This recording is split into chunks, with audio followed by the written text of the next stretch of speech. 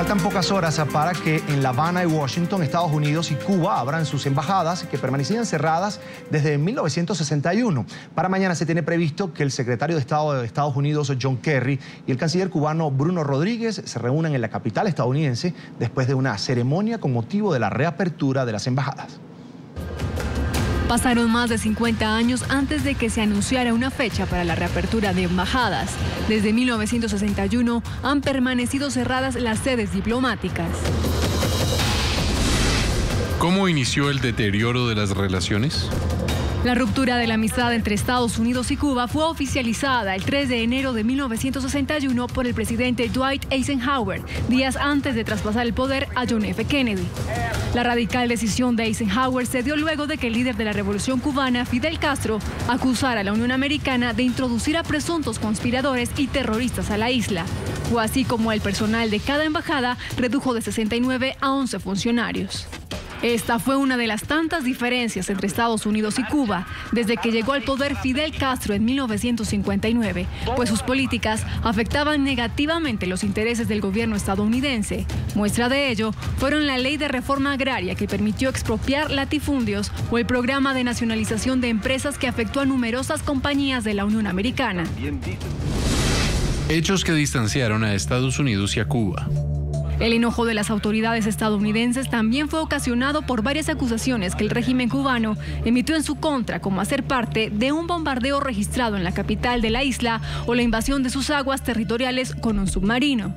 Cada acción de Fidel Castro parecía ser una gota que rebosaba la copa de Estados Unidos. En 1970, el gobierno estadounidense decretó el embargo a las expropiaciones cubanas y creó un fondo de ayuda económica para refugiados cubanos. La tensión entre Washington y La Habana se ubicó en su punto más crítico en 1962, después de que el líder soviético Nikita Khrushchev anunciara que defendería el país caribeño con proyectiles. Sin embargo, meses atrás se había registrado otra crisis, tras la fallida invasión de Bahía Cochinos, una operación militar protagonizada por 1.500 exiliados cubanos en Miami, entrenados por la CIA. Desde entonces, Cuba y Estados Unidos han vivido dándose la espalda, al tiempo que Washington fue adoptando medidas legales para afianzar el embargo del régimen comunista. ¡Viva su espíritu de combate!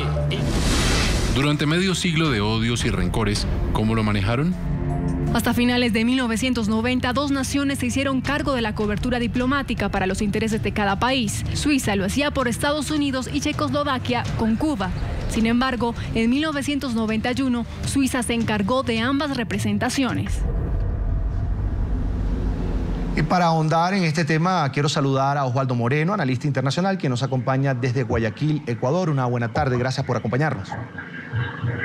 Buenas tardes, un gran saludo en este 4 del Canal de las Américas, a la orden. Un placer. ¿Cuál es el futuro de esta nueva relación Estados Unidos-Cuba cuando mucho de lo que los distanciaba en nada ha cambiado? Un ejemplo es la represión del régimen de los Castro hacia sus detractores, hacia la disidencia. Bueno, es un tema que prácticamente lo heredamos desde la Guerra Fría, digamos que son los últimos rezagos de esa etapa de la historia universal, ni siquiera del Occidente.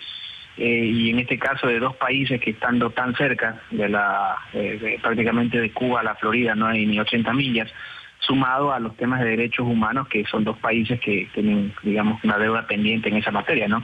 El gobierno de los Estados Unidos con el Centro Internacional de Torturas en la base naval de Guantánamo y el gobierno de Cuba con la represión hacia la disidencia, que es un tema que suponemos o se ha tratado dentro de las mesas de negociación, ¿no? Y con algunos temas o tópicos comerciales. Sin embargo, es positivo que este tipo de actividades se hagan y sin embargo que ambos países, porque esto es una negociación, en las negociaciones se cede y se recibe, lleguen a un acuerdo que finalmente fortalezca los derechos humanos en el hemisferio. ¿Cuál es su apreciación en general sobre el acercamiento? Pues, ¿quién tenía la mayor necesidad de que le tendieran la mano, Estados Unidos o Cuba? Mire, yo creo que hay un escenario geopolítico mucho más amplio, ¿no? Estados Unidos ha tenido un descuido en la región, ¿no? Ser potencia única no es fácil, ¿no? Lo fue difícil para todos los romanos, lo fue difícil para los españoles, para los ingleses. Todo imperio tiene complicaciones para sostener su poder. Y hubo un descuido, creo yo, sobre todo con América Latina. A mí en lo personal me parece una concesión imperial o algo así como un acercamiento hacia la región, una región que ha sido descuidada y eso es fácil de verlo, no solo en las cifras, sino en los hechos. China hoy por hoy está convirtiéndose en el mayor acreedor de los países de Latinoamérica. Acaban de construir, están por construir un canal como el de Panamá en Nicaragua, están haciendo algunas obras de infraestructura en México, cerca de su frontera. Y Rusia es el mayor proveedor de armamento, en este caso de la industria bélica, para Latinoamérica. Entonces eso de alguna manera ha generado un llamado de atención en la política exterior norteamericana, y a mí, como les repito, desde mi punto de vista, me parece un acercamiento, obviamente, con la intervención del Papa Francisco, o igual otro aspecto geopolítico, con un papado que no es como los papados que están habituados a vivir, ¿no? Como el caso de Juan Pablo II, que tuvo otra óptica u otra visión. Entonces, en ese contexto, a mí me parece que es más un acercamiento hacia Latinoamérica, sobre todo con México. México ha votado permanentemente en todos los gobiernos del PRI, por lo menos en la administración como hay ahora del presidente Peña Nieto, para poderse acercar hacia los países de la región por esta, digamos que, invasión crediticia china y de material bélico de parte de Rusia. Señor Moreno, Cuba, aliado de Venezuela, Estados Unidos no se la lleva bien con Venezuela. Con este acercamiento, este apretón de manos que se dan Raúl Castro y Barack Obama, ¿se estaría enviando algún mensaje también a Venezuela? Bueno, mire, una cosa es la retórica, otra cosa es lo que nosotros como analistas, ustedes como medios discutimos, analizamos, pero la realidad geopolítica suele ser un poco distinta, ¿no?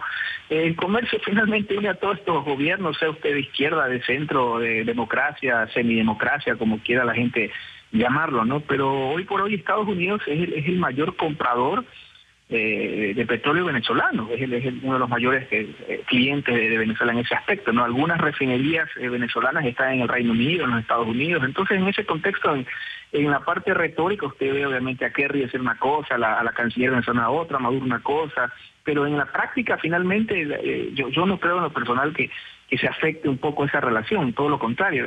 Creo que aquí sí habría que hacer un análisis un poco del manejo que ha tenido la inteligencia cubana los últimos 50 años. No han lidiado con la KGB, en su momento, con los venezolanos, en este momento otra vez con los norteamericanos. Entonces yo creo que ahí hay una habilidad bastante interesante de parte de la inteligencia cubana, ¿no? Ahora habría que, de alguna manera, ahí sí yo creo presionar para que haya un poco más, o sobre todo una apertura democrática, ¿no? Que haya pluralidad partidista, que creo que en eso concordamos liberales, socialistas, demócratas, cristianos, etcétera. Cuba, antes del anuncio hecho por ambos presidentes, Barack Obama y Raúl Castro, ya exigía respeto a su sistema político y de gobierno, que no es precisamente del agrado de Estados Unidos. Le pregunto, ¿está Cuba en posición de poner sobre la mesa condiciones? Bueno, los estados cuando negocian o cuando necesitan una mesa están en teoría en igualdad de condiciones, ¿no? Ese es un cambio que creo que Estados Unidos ha entendido un poco, sobre todo con la región, ¿no? Un poco el mirar hacia, como le comentaba al principio de la entrevista, al Lejano Oriente, al Mediano Oriente, a todas partes. Hubo un descuido, creo yo, que eso generó un poco el surgimiento de liderazgos populistas o democráticos, o como usted quiera llamarlo, pero de alguna manera son dos estados soberanos, digamos, y dentro de los marcos de la institucionalidad de sus estados, que tampoco podría yo ser la policía o la autoridad moral para los Estados Unidos, menos para el gobierno cubano, pero sí podría apreciar de que definitivamente hay una conversación de iguales, ¿no? Eso es lo que ha hecho el presidente Obama y bueno, vamos a ver, esperemos, insisto, desde un punto de vista personal de que esta apertura, sobre todo el tema del embargo, que está comprobado que no ha sido efectivo y todo lo contrario, ha terminado reivindicando al gobierno cubano, que nos conduzca a una democracia amplia y pluripartidista, al menos eso desde mi punto de vista como demócrata convencido que soy. Usted hablaba de la influencia de China como aliado económico en América Latina, que obviamente estaría desplazando a Estados Unidos. Cuando vemos que Estados Unidos de alguna manera se acerca también a Irak y a través de este acuerdo pactado entre las 6 potencias de Occidente y la República Islámica, pero también se da la mano con Cuba, es como un primer paso también como para volver a lo que fue Estados Unidos, ese aliado número 1 aquí en el continente o en la región. Bueno, el aliado natural de toda potencia son sus vecinos, digamos, continentales, sus vecinos hemisféricos, ¿no? Lamentablemente, y el mismo presidente Obama lo ha dicho, la diplomacia norteamericana ha cometido algunos errores, también algunos aciertos, ¿no? Pero en ese caso, y como le decía, esta infiltración o esta introducción del poderío chino a nivel económico, del tema bélico a nivel ruso, ha generado algunos contratiempos. Ahora, el otro día que la mayoría de los latinoamericanos dormíamos plácidamente, Estados Unidos llegaba a un acuerdo con Irán, en lo personal estoy de acuerdo con todo aquello que conlleve la paz, pero sin embargo ese acuerdo comercial es posible que casi duplique la oferta petrolera en el mundo, ¿no? Y eso por una lógica elemental. No soy economista, pero no hay que ser sabio para saber que el exceso de oferta de alguna manera baja los precios. Eso va a generar una baja en los precios, definitivamente, y sería un poco irónico que un acto de guerra como la guerra de Irak, que condenamos todos, terminó beneficiándonos a los países, en este caso Ecuador, Venezuela, petroleros, y un acto de paz va a terminar eventualmente, esperemos que no, perjudicándonos. Entonces, finalmente la globalización se refleja también en las relaciones internacionales y en el aspecto geopolítico, ¿no? Todo de alguna manera está relacionado. Bien, agradecemos a Osvaldo Moreno, analista internacional, quien nos acompaña desde Guayaquil, Ecuador. Gracias por estar con nosotros en la tarde de fin de semana. Gracias, un gran abrazo al Canal de las Américas. Buenas tardes. Un placer, una buena tarde.